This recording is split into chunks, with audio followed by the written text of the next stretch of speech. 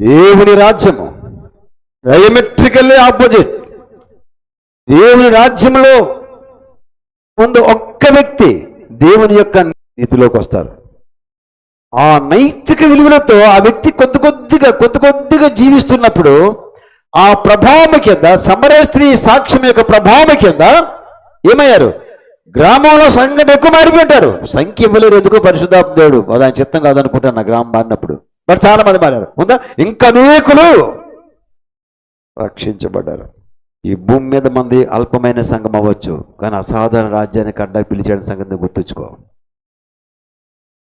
CGF అనేది అల్పమైన సంఘం అవ్వచ్చు, కానీ అసాధారణమైనటువంటి మిషనరీ దర్శనాన్ని నీకు నాకు ఇచ్చాడు, గమనించు. అందుకే ఈ లోక రాజ్యములకు మిలిటరీ పవర్ ఉంటుంది, ఈ పరలోక రాజ్యమునకు మిషనరీ పవర్ ఉంటుంది. మనకి మిలిటరీ పవర్ కాదమ్మా.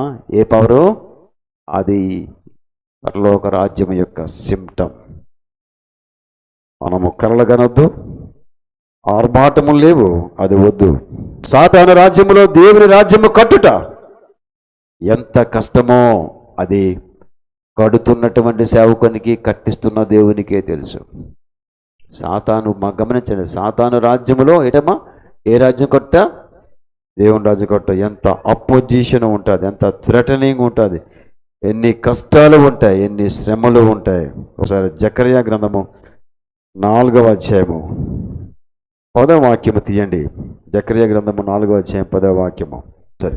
కార్యములు అల్పములై ఉన్న కాలమును తృణీకరించిన వాడెవడు?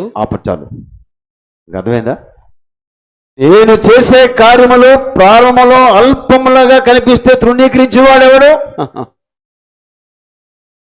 దేవుడు తృణీకరించని వ్యక్తిని తృణీకరించగలవాడెవరు?